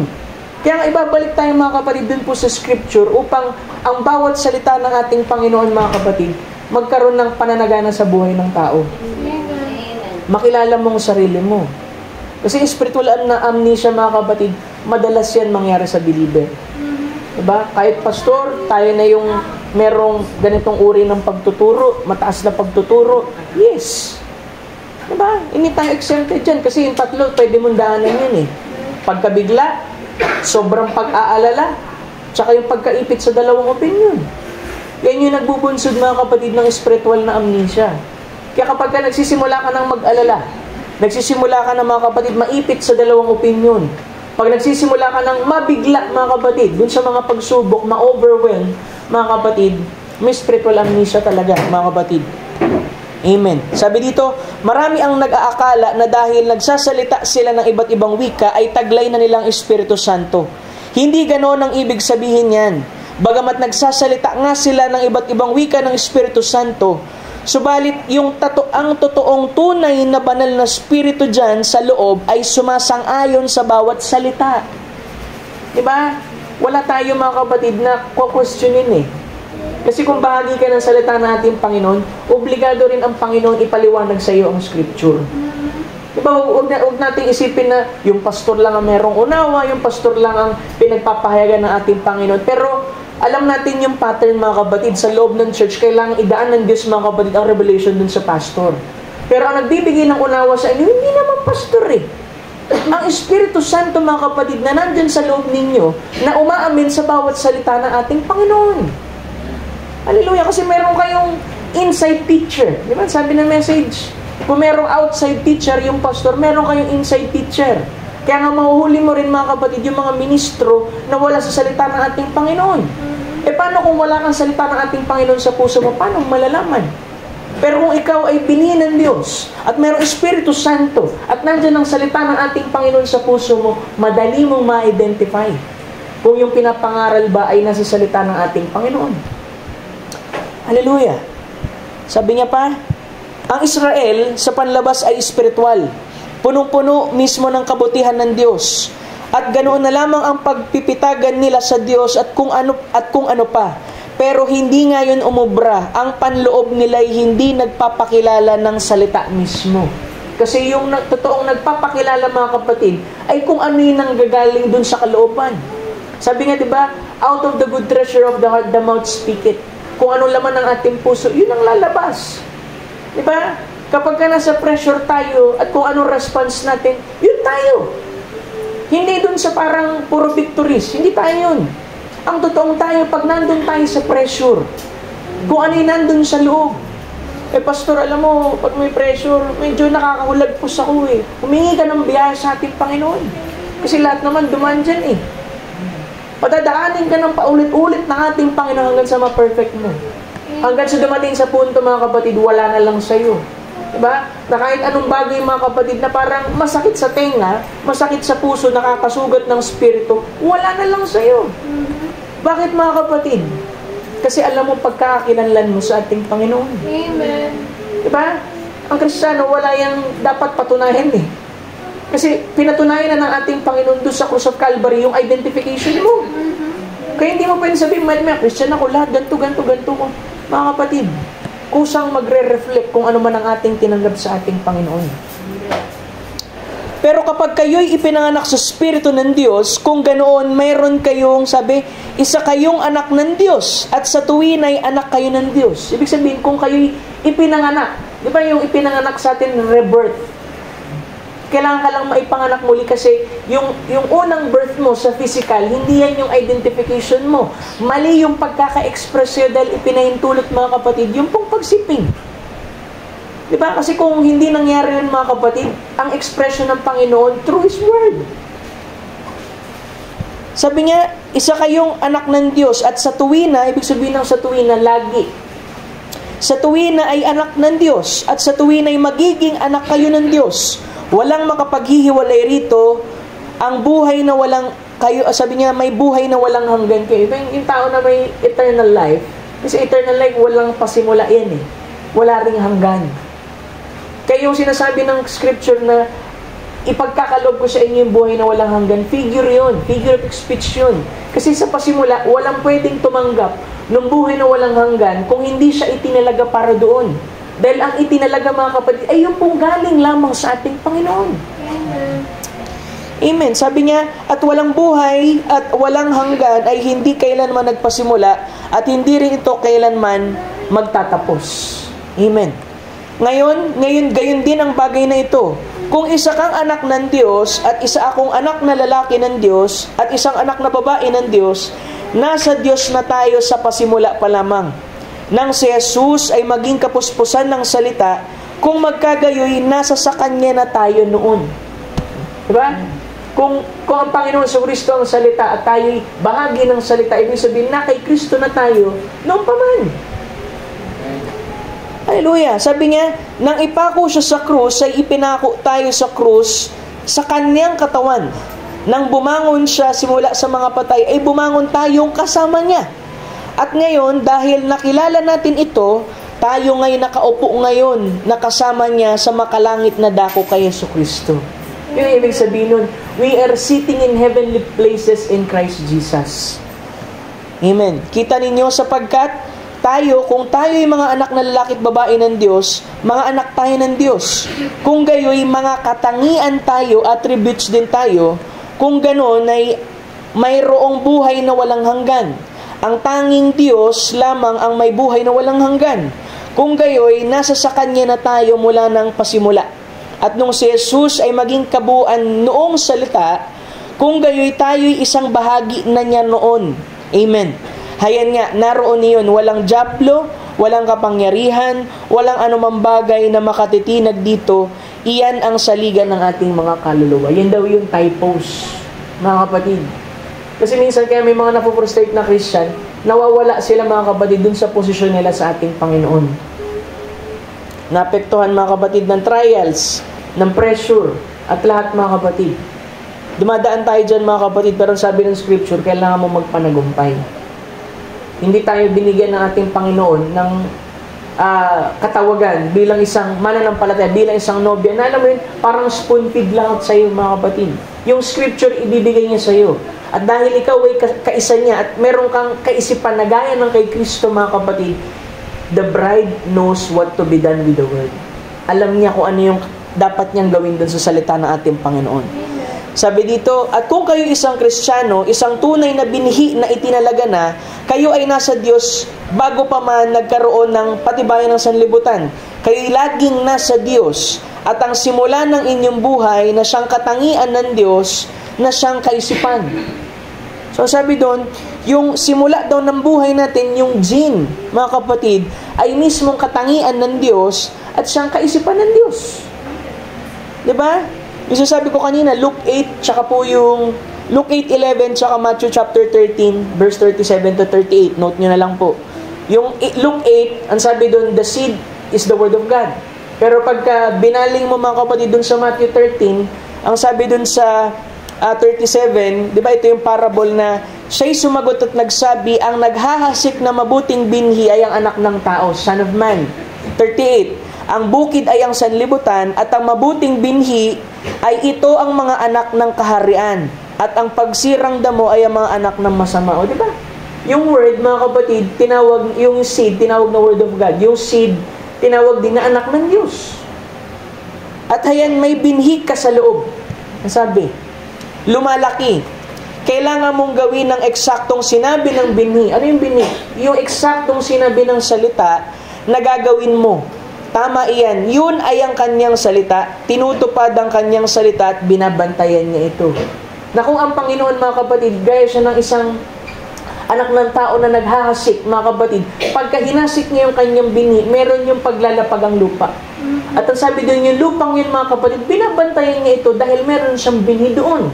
At yung binhin yun, mga kapatid, ay gagawin kung ano yung uri ng binhi na meron siya. Ibig sabihin, lalago ito ng ayon sa kunong uri niya. For example, ang inihasak niya, mustard. Siyempre, mustard yun. Eh kung binhi ng Panginoon, yung inihasik dun sa lupa, binhi ng Panginoon, yun nilitaw.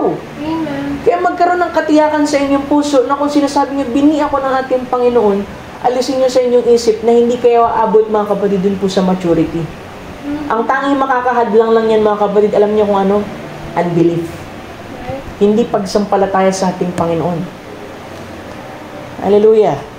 At kung hindi kayo nasa Diyos, paano kung wala sa isip ng Diyos, pastor? At kung hindi kayo nasa Diyos, kung naniniwala kayo sa mensahe ng Biblia at ang kasulukuyang mensahe ng araw na ito, isang pagpapatunay na ito na ang dahilan kung bakit kayo nakaupo rito dahil kayo'y itinalaga upang maupo rito.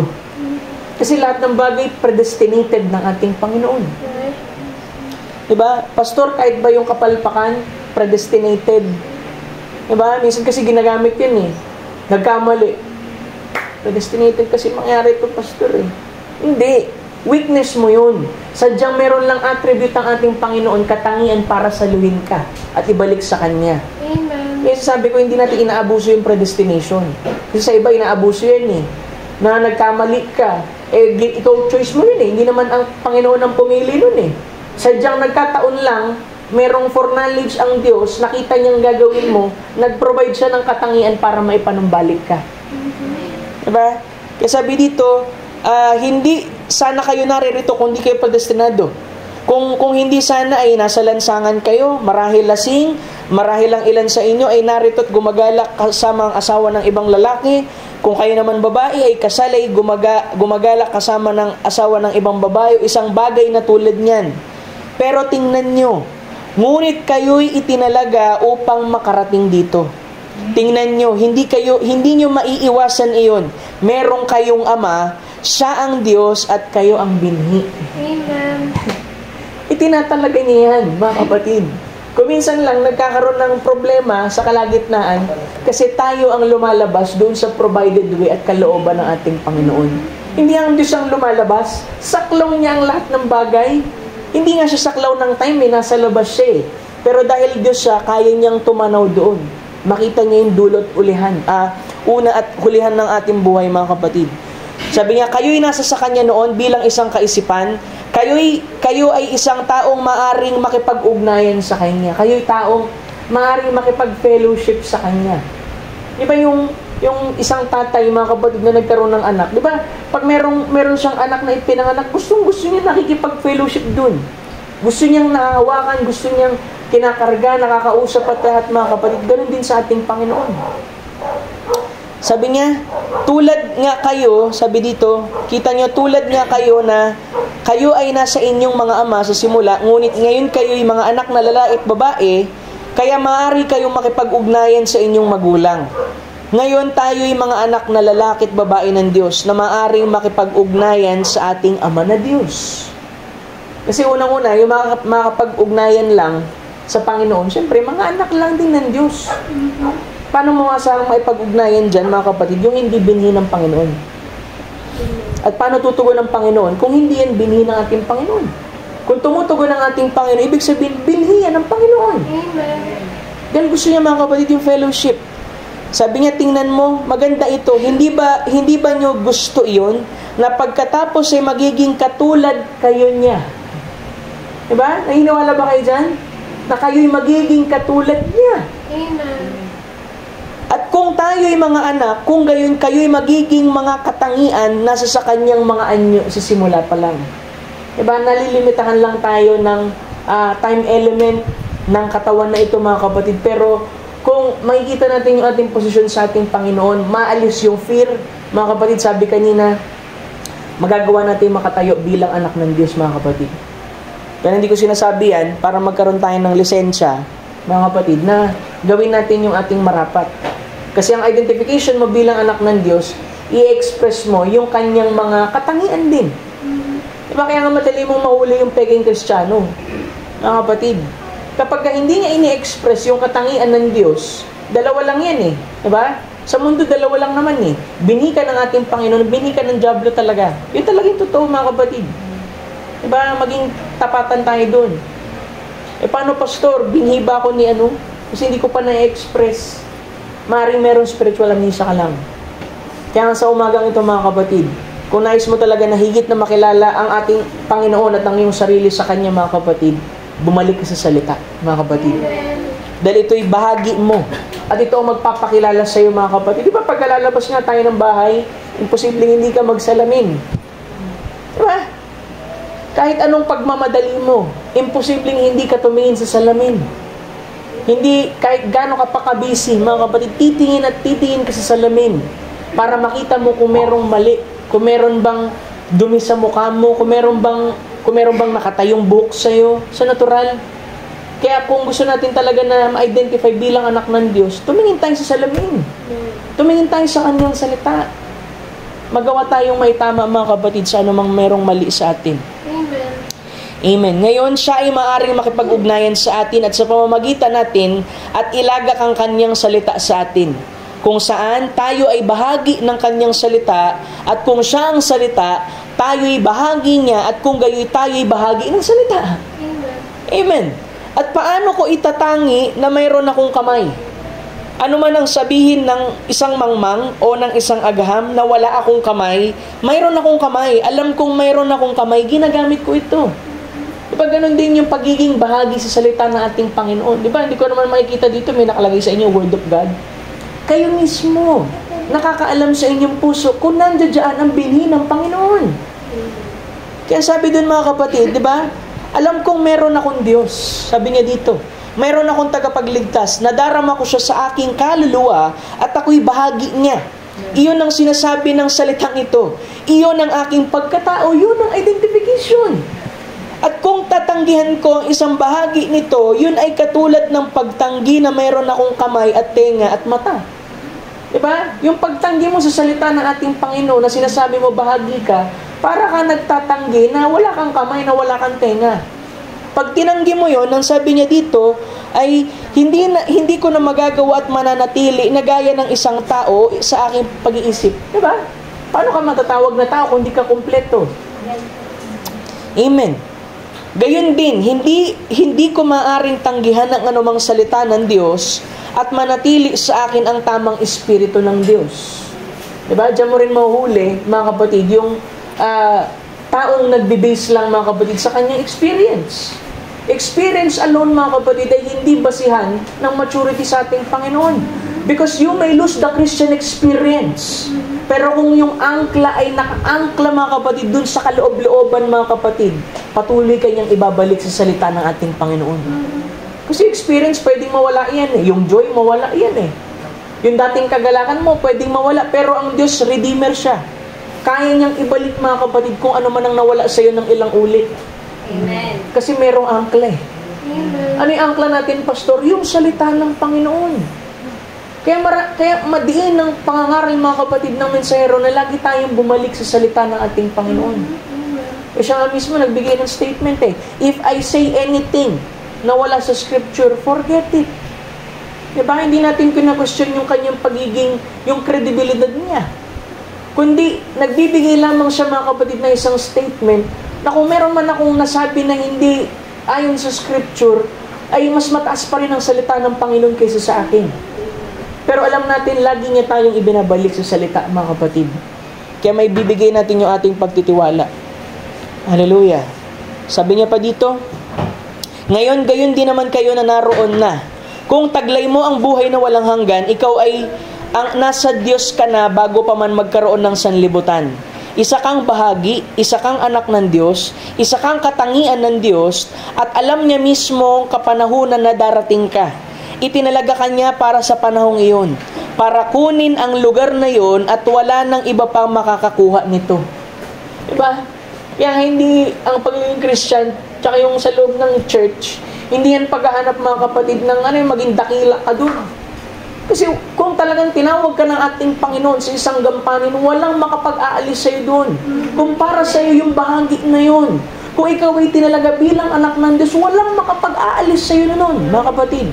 E paano pag matigas ulo? Pauwiin ka lang, aalisin ka lang sa laman, pero ibabalik ka pa rin sa ating Panginoon. Amen. Pero hindi ko sinasabi dito, pwede pala magpasaway, Pastor, iuwi pa rin naman ako ng Panginoon. Mali yung kagayong kaisipan. Sabi nga ni Pablo ibigay niyo yung katawan kay Satanas para yung kaluluwa maligtas. Kasi pwede, mga kapatid, malagay sa alanganin kung talaga napakatigas ng ulo mo. Pero iniwala tayo, pagkaanak, papaluin yan. Pagka pinalo, mga kapatid, babalik sa Panginoon. Diba?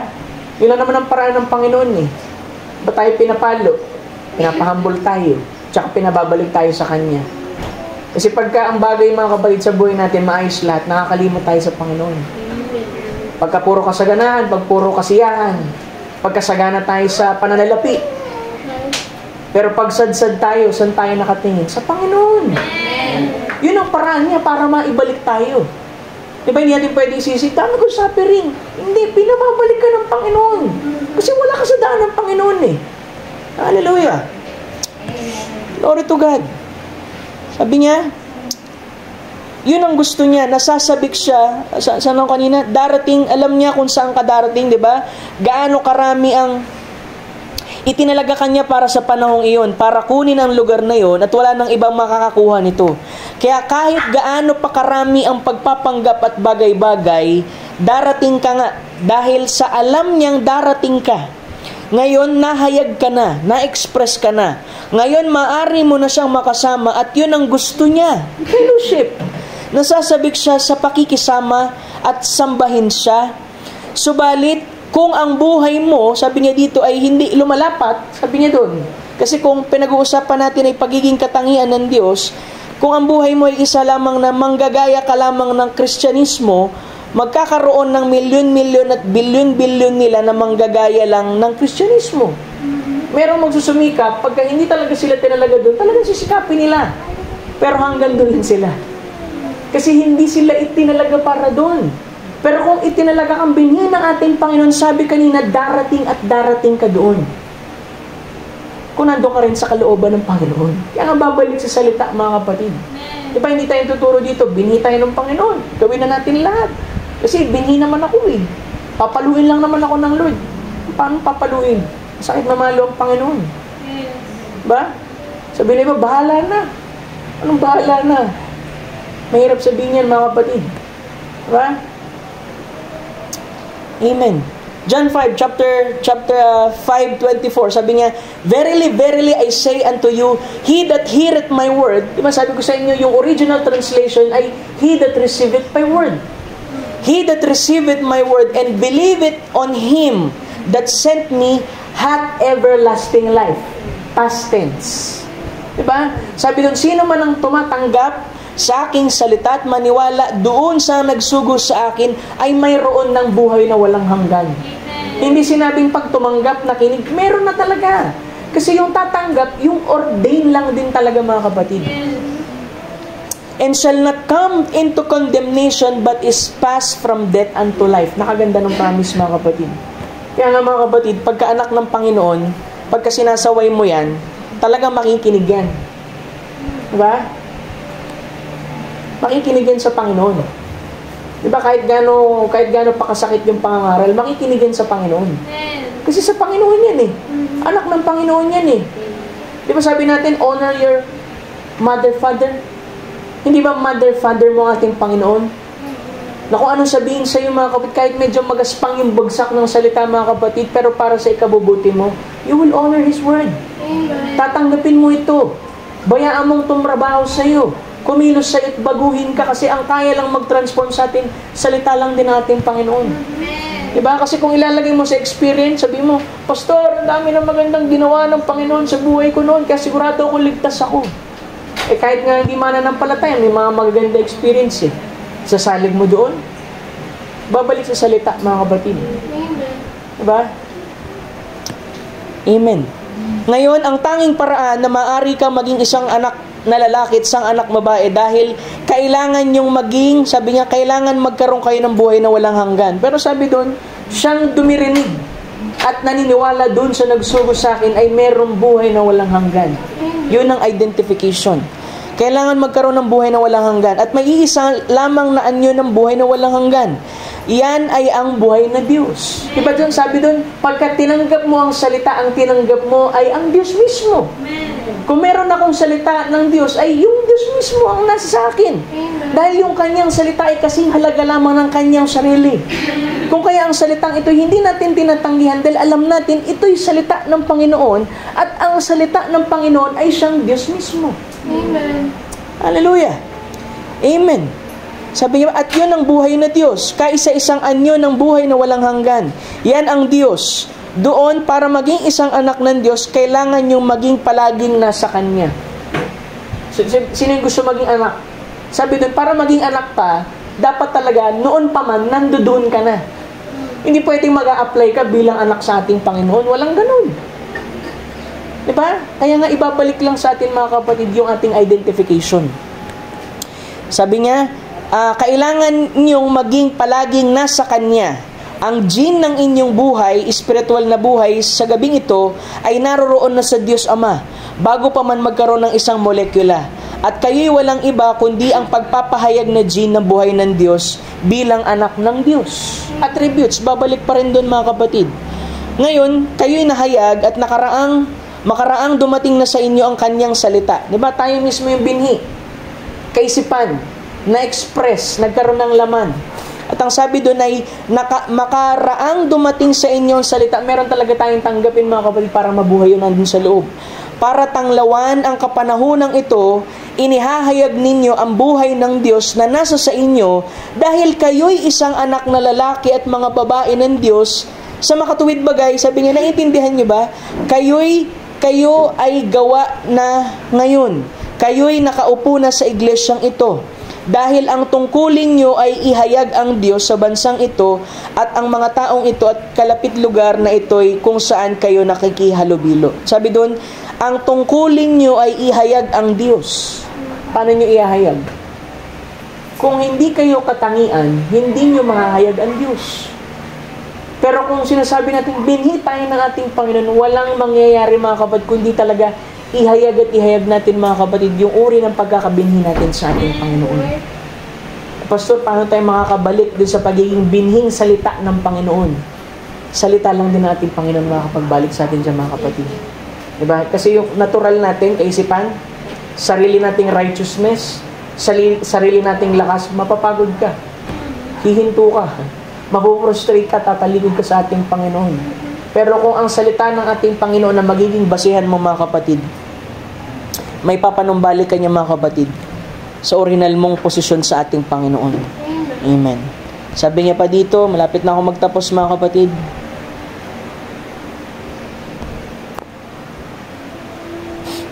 Amen. Thank you, Lord.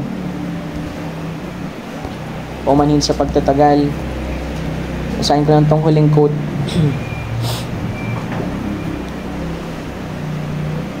Sabi niya dito, ngayon, ating suriin ang ating mga hangarin. Ibig sabihin ng hangarin, desire. At kung gayon ay makikita ninyo kung anong uri ng salaan ng inyong ginagamit. Suriin natin, bawat isa sa atin, dito at sa buong bansa, suriin ninyo ang inyong hangarin kung ano talaga ang inyong ninanais sa buhay. So, make an inventory. Ano ba talaga ang pinakanasa natin sa buhay? At dyan natin malalaman kung anong uri ng filter, kung anong uri ng panala ang meron tayo. Sabi dito, suriin kung ano ba ang iyong pinaglalaban. Suriin kung ano ang iyong dahilan ng iyong pagsimba. Ano ang nagtutulak sa iyo? Mabuti ang sumamba, ngunit huwag lamang sumamba. Hindi iyon magliligtas sa inyo. Tingnan nyo, suriin lamang sa loob lamang ng ilang minuto. Anong uri ng salaan ng aking ginagamit? Kung hindi ninyo matanggap ang salita ng Diyos at ang inyong kaluluwa ay hindi sumasang-ayon, kung gayon ay may mali. Sapagkat makikita iyon ng inyong panglasa, kung anong uri ng buhay ang nasa sa inyo. Kung ito ba'y banal, kung ito ba'y maingat, kung ito ba'y marangal, iyon ay lalabas. Kung hindi, mayroon kayong ibang panlasa sa inyong ginagamitan. Tama iyan. Kung ang panlasa ay salita ng Diyos at kalooban ng Diyos, kung gayon ay alam ninyo kung nasa sa inyo, kung ano ang inyong ginagamitan.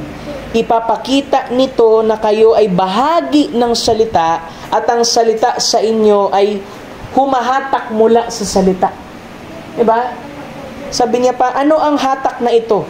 Hinahatak nito sa pamamagitan ng salita sapagkat kayo'y bahagi ng katawan ni Kristo sa panahong ito. At kung ang salita ay nasa sa inyo, ito'y hahatak lamang sa pamamagitan ng salita ng Espiritu na nagbibigay buhay sa salita na iyon na nasa sa inyo. Kasi di ba, Holy Ghost will always feeds on the Word. Ang salita lamang ay hindi mabubuhay. Yan ang dahilan. Lahat ng binigay sa akin ng Ama ay darating sa akin. Di ba sabi ng Scripture? Lahat ng binigay sa akin ng Ama ay lalapit sa akin at wala sa anumang na yun ay mawawala, mga kapatid. Sabi niya, tingnan ninyo, ang bahagi ng katawan ni Kristo na nasa sanlibutan, itinakda na, inilagay saan? Sa puso. Ang sino mang tunay na Kristiyano, isiniulang na muli ay nakakaalam na mula noong siya'y bata pa, na mayroon isang bagay sa kanya na nagugutom sa Diyos. Merong desire. Sabi ko nga, pag nagdi-desire ka ng isang bagay, nauna yung bagay na dinidesire mo bago yung desire mo. Kasi yung desire mo, laging magtuturo yan sa isang tiyak na bagay. Sabi nga, faith will always finds its source. Kasi meron Diyos talaga, mga kapatid. At sinubukan ninyong sumapi sa simbahan at iba pa, hindi yun gumana. Anong gagana? Yung salita. Kayo ay naghahanap ng isang salaan at isang araw ay lumiwanag sa inyo at nakita nyo si Jesucristo na pareho pa rin kahapon, ngayon at magpakailanman. Hebrews 10:13-8. Diba, hindi na sabihin, hindi na kami naniniwala dyan. Yung mga bagay na yun, lipas na yan. Pero nung makita mo ang salita, nung maalala mo kung sino ka sa ating Panginoon, hindi nagbabago ang ating Panginoon para sa iyo. Siya pa rin yung kahapon, ngayon at magpakailanman. Kung nagpapagaling siya noon, hindi siya nagbabago, katangian niya pa rin yan. Kung siya ang Diyos, mga kapatid, na mapagpatawad, siya pa rin yan, mga kapatid, sa ating panahon. Iyon ang nagbigay kasiyahan sa panlasa. Tingnan nyo, sapagkat ang buhay na nasa sa inyo ay hinihila. May pull. Tingnan nyo, ang buhay na sa inyo ay hinihila. Nakatuon ito sa inyong hangarin dito. Diba? Kung ano yung desire, syempre, yun ay hahatak, mga kapatid.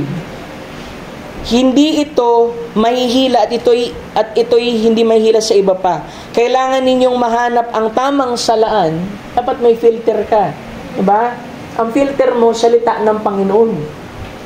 Sapagkat kayo'y isang taong may kakayahang mag-isip. Di ba message yun A thinking man's filter. Kasi kung totoong ang isang tao'y nag-iisip, diba nag-iisip? May wisdom yan May wisdom, merong discernment, merong understanding. Kung thinking man ka, merong kang filter. At ang filter mo, walang iba, mga kapatid, kundi salita ng ating Panginoon. Ano mang bagay na padadaanin mo sa filter na yan, mga kapatid, sasalain niya ng salita ng ating Panginoon kung yan ba'y lalapat. Kasi kung hindi yan lalapat, mga kapatid, babara yan. Wala nang buhay na dadaloy. Kaya kailangan tanggalin yung bara, mga kapatid, manatili na dapat ang filter mo, salita ng ating Panginoon. Hindi basta lang ma-experience. Diba? Iba kasi kilabot. Napanaginipo ko kasi pastor. Diba? Wala namang masama doon. Minsan ang Diyos naghahayag doon, mga kapatid. Pero isa lang, mga kapatid, ang bagay na pinapaalala ko patungkol dyan. Kasi ang kakayahan, ang meron lang kakayahan talaga na mag-interpret ng dreams, prophet. Diba? Paano daw ini-interpret ang dreams? Pinapakita daw ulit ng Diyos dun sa propeta yung panaginip kasi may mga panaginip tayo na hindi eksakto. Kaya ipapakita niya dun. Kaya nga, hindi rin tayo basta-basta nag-interpret ng dreams, mga kapatid. Kaya ako, kahit pastor, wala ko kaya mag-interpret ng dreams. Malibang ihayag ng Panginoon, saan? Sa kanyang salita. Kasi dapat lahat ng bagay babalik sa salita ng ating Panginoon. Diba? Hindi tayo magkakamali dyan, mga kapatid. Siguro puputulin ko na lamang dito, mga kapatid, paumanhin po sa pagtatagal. Amen. Magpa-part 3 na lang po ako dito dahil hindi ko matapos ang lahat. Kaunti yung ating oras. Siguro mas agahan natin sa susunod na pagkakataon para matapos natin, mga kapatid, ito pong subject po na ito. Tayo po itatayo, mga kapatid. Nawa sa mga simpleng salita na ito, mga kapatid, ay may panumbalik kayo, mga kapatid, sa tunay na pakikipag-ugnayan sa ating Panginoon at maging ang inyong posisyon, mga kapatid, sa ating Panginoon. Kung kayo'y binhi, kung kayo'y anak, sa pasimula pa lamang ay talagang anak na kayo, mga kapatid. Amen. Tayo awit, mga kapatid, bago tayo manalangin. Amen. Salamat sa ating Panginoon. Salamat sa kanyang kabutihan. Awitin natin yung awit na nagsabing, di ka nagkulang, bago tayo manalangin. lang ang pag-asa ko, tanging ikaw ang buhay ko. Yes, yes Lord.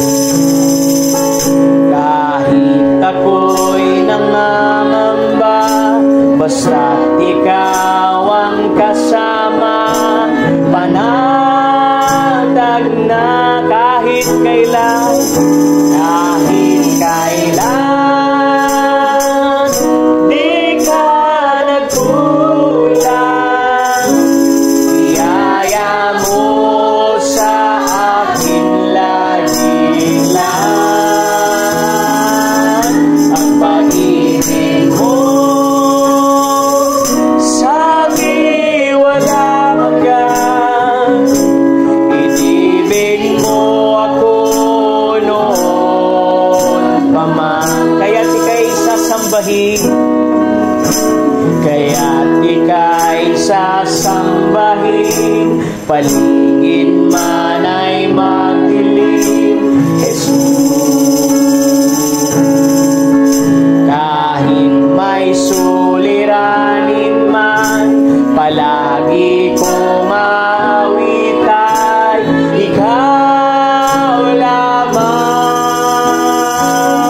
Kahit kailan, di ka nagkulang. Iyaya mo sa akin